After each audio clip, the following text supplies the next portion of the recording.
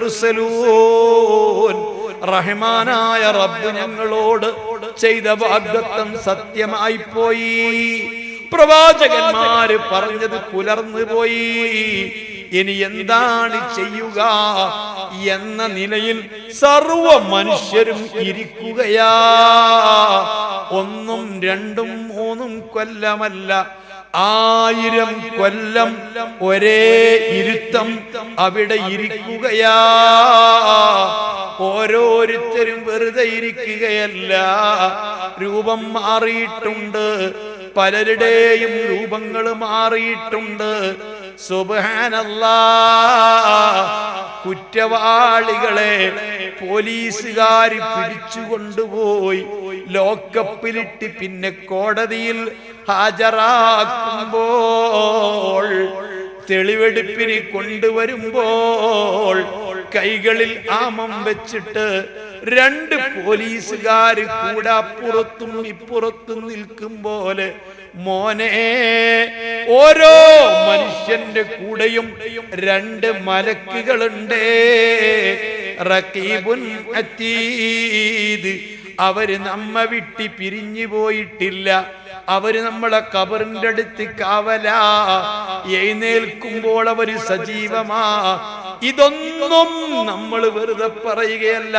വജാഅത് കുല്ലു നഫ്സിൻ മഅഹാ സായിഖുൻ വശഹീദ്. ഓരോരുത്തരും ഖബറിൽ എഴുന്നേൽക്കുമ്പോ സായിഖായ തെളിക്കാൻ ഒരു മലക്കുണ്ട്. ഫയലും കയ്യിൽ പിടിച്ചിട്ട് മറ്റൊരു മലക്ക് വേറെയുണ്ട്. ഈ 2 മലക്കുകളും നമ്മുടെ അപ്പുറത്തും ഇപ്പുറത്തും ഉണ്ട്. ഇതൊന്നും വിശ്വസിക്കുന്നില്ലെങ്കിൽ 5 5 10 ആണെന്ന് ഉറപ്പിക്കും പോലെ ഉറപ്പിക്കാൻ കഴിഞ്ഞിട്ടില്ലെങ്കിൽ നിസ്കരിക്കുന്നത് എന്തിനാ? നോമ്പെടുക്കുന്നത് എന്തിനാ? ധർമ്മം കൊടുക്കുന്നത് എന്തിനാ? അല്ലാഹുവിന്റെ റസൂൽ പറഞ്ഞത് ഈ ഖുർആനിലുടനീളം ഇക്കാര്യങ്ങളല്ലേ പ്രതിപാദിച്ചിട്ടുള്ളത്. അല്ലാഹ് ഹബീബായ തങ്ങൾ പറയുന്നു, ആ ഖബറിന്റെ അടുത്ത് ഇങ്ങനെ എഴുന്നേറ്റിരിക്കുമ്പോ ചിലരുടെ വയറ് വീർത്ത് പൊട്ടിയിട്ടുണ്ട്, കൊടല് മുഴുവനും പുറത്ത് ചാടിയിട്ടുണ്ട്, എഴുന്നേറ്റ് നിൽക്കാൻ പറ്റൂല. മറ്റു ചിലരുടെ മുഖമാകെ വികൃതമായിട്ടുണ്ട്, താഴെ ചുണ്ട് തടിച്ച് വീർത്ത് അത് പൊക്കിളിലേക്ക് തൂങ്ങിയിട്ടുണ്ട്, മേലെ ചുണ്ട് ചുരുണ്ടിട്ട് മൂർധാവിലെത്തിയിട്ടുണ്ട്. അങ്ങനത്തെ ചില ആളുകളുണ്ട്. കയ്യും കാലുമെല്ലാം മടക്കി പിറകോട്ട് കെട്ടിയിട്ട് മുഖം നിലത്തുകുത്തി നടക്കുന്നവരുണ്ട്. മോനെ, ഇമാമിങ്ങൾ ഇജ്തിഹാദ് ചെയ്ത് പറഞ്ഞതല്ല. ഒന്നുമില്ലാതെ ഞാനും നീയും തൊടാത്ത ഖുർആൻ, അശുദ്ധിയുള്ളവൻ പാരായണം ചെയ്യാൻ പാടില്ലാത്ത ഖുർആൻ ഒരു മുസ്ഹഫിന് കോടി ഉറപ്പിക്കുകയാണെങ്കിൽ നമ്മൾ വാങ്ങി വെക്കൂലേ?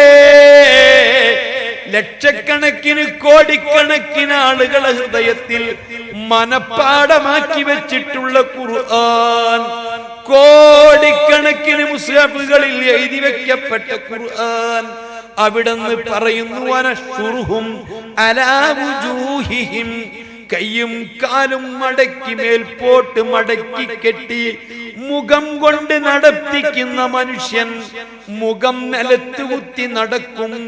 അള്ളാഹുവിന്റെ റസൂലിനോട് സ്വഹാബത്ത് ചോദിച്ചു, മുഖം കുത്തി നടക്കുമോ നബിയേ?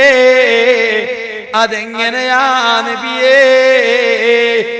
ഈ കാലിൽ നടക്കാൻ കഴിവ് തന്ന പോലെ മനുഷ്യന്റെ കാല് നിങ്ങൾ ഓർത്തു നോക്കൂ. ഈ മൈക്കിന്റെ സ്റ്റാൻഡ് ഇത് കൃത്യമായിട്ട് ഇങ്ങനെ നിൽക്കാൻ അതിന്റെ താഴ്ഭാഗം കൂടുതൽ കനം വേണം, വിശാലത വേണം, മുകൾ ഭാഗത്ത് കനം കുറയണം, എന്നാലല്ലേ അങ്ങനെ നിൽക്കൂ. എന്നാൽ മനുഷ്യനെ പറ്റി ഓർത്തു നോക്ക്. മനുഷ്യന്റെ കാല് കനം കൂടുതലാണോ? അല്ലല്ലോ, കനം കുറഞ്ഞതല്ലേ. തലയും ഉടലും കനം കൂടുതലല്ലേ? ആ രൂപത്തിൽ കാലുകളെ കൊണ്ട് മനുഷ്യനെ നടത്തിയ നിന്റെ മുഖം കൊണ്ട് നടത്തുന്നതാ. മുഖത്തിന്റെ മേലെ നടക്കുന്നവരുണ്ട്, കയ്യും കാലും പിറകോട്ട് മടക്കി കെട്ടുന്നവരുണ്ട്. അല്ലാഹ് വയറ് വീർത്ത് പൊട്ടിയിട്ട് കൊടലും മുഴുവൻ ആമാശയം മൊത്തം പുറത്ത് ചാടിയവരുണ്ട്. അല്ലാഹ് ചുണ്ടുകളൊക്കെ വീർത്തിട്ട് പൊക്കിളിലേക്ക് തൂങ്ങി നിൽക്കുന്നവരുണ്ട്. ആ രൂപത്തിൽ പല കോലത്തിൽ നിൽക്കുമ്പോ ഹബീബായ തങ്ങള് പറയുന്നു, എന്റെ ശബ്ദം കേൾക്കുന്ന ചെറുപ്പക്കാരോട്, അല്ലാഹുവിനെ പറ്റി അറിഞ്ഞില്ലെങ്കിൽ എന്താ, ദീൻ പഠിച്ചില്ലെങ്കിൽ എന്താ, ഖുർആൻ പഠിച്ചില്ലെങ്കിൽ എന്താ, വഅദ് കേട്ടില്ലെങ്കിൽ എന്താ, എങ്ങനെ ജീവിച്ചാൽ എന്താ, മദ്യപിച്ചാൽ എന്താ, ലഹരി ഉപയോഗിച്ചാൽ എന്താ, മയക്കുമരുന്നിന് അടിമപ്പെട്ടാൽ എന്താ, ആരുണ്ട് ഇവിടെ പേടിക്കാന്, ആരെ അനുസരിക്കണം എന്ന് ചിന്തിക്കുന്നവരില്ലേ? കണ്ണ് ചിമ്മി തുറന്നാൽ വരാൻ പോകുന്ന യാഥാർത്ഥ്യങ്ങളാ ഈ ദുനിയാവിൽ അല്ലാഹു സുബ്ഹാനഹു വ തആല നമുക്ക് മനസ്സിലാക്കാൻ വേണ്ടി പലതും കാണിച്ചു തന്നു.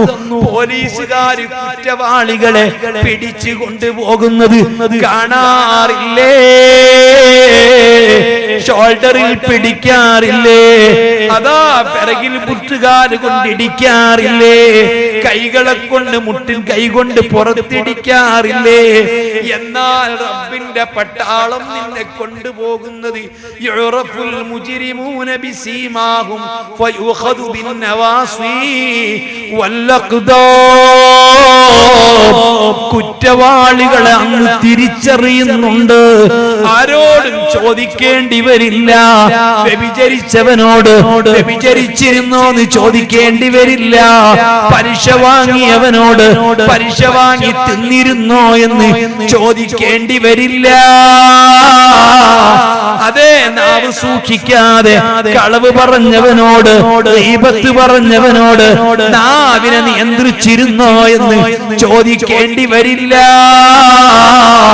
അടയാളങ്ങളെ കൊണ്ട് തിരിച്ചറിഞ്ഞിട്ട് അവരെ അല്ലാഹ് കയ്യും കാലും പിറകോട്ട് മടക്കിയിട്ട് കുടുമയിൽ പിടിക്കുന്നതാ. വലഭാഗത്ത് നിൽക്കുന്ന മലക്കിന്റെ കയ്യിൽ ഒരു ചങ്ങലയുണ്ട്. നിന്റെ വായിൽ കൂടി കടത്തിയിട്ട് മലദ്വാരത്തിൽ കൂടി പുറത്തേക്കെടുത്തിട്ട് ഇത് കൂട്ടിക്കെട്ടി നിന്നെ വലിക്കുന്നതാ. പിറകിലുള്ള മലക്ക് നിന്നെ തെളിക്കുന്നതാ. പടിഞ്ഞാറ് ഭാഗത്തിൽ നിന്ന് ഒരു വലിയ തീ ഫോളോ അപ്പ് ചെയ്ത് അതിന്റെ പിറകെ ഓടുന്നതാ.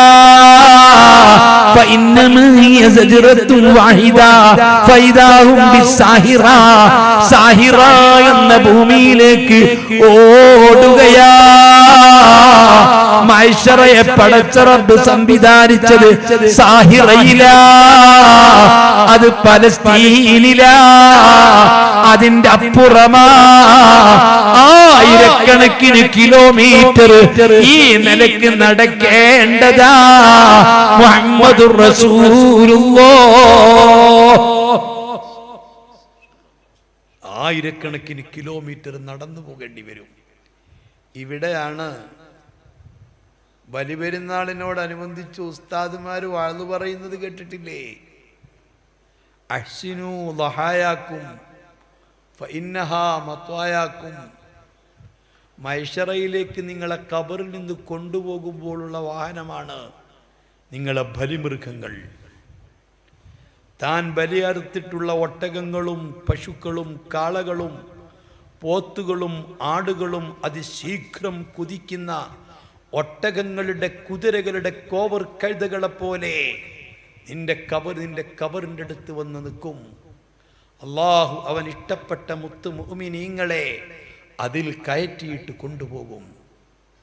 നടക്കേണ്ടി വരില്ല. അല്ലാത്ത സർവ്വ ആളുകളും നടക്കേണ്ടി വരും. അള്ളാഹു നമ്മെ കാത്ത് രക്ഷിക്കുമാറാവട്ടെ. അള്ളാഹു നമ്മെ കാത്തുരക്ഷിക്കുമാറാവട്ടെ. ആ രൂപത്തിൽ ആയിരക്കണക്കിന് കിലോമീറ്റർ നടന്നു പോകണം. ഇതൊക്കെയാണ് ഖുർആനിലുള്ളത്. ഇത് അള്ളാഹുവിൻ്റെ റസൂല് ഓതിക്കൊടുത്തപ്പോഴാണ് അബൂജഹൽ, ഉത്ബത്ത്, ശൈബത്ത്, ആസുബിന് വായിലടക്കമുള്ള ബുദ്ധിജീവികൾ പറഞ്ഞു, ഇന്നക ലമജ്നൂൻ, മുഹമ്മദേ നിന്റെ തലക്ക് വട്ടാൻ.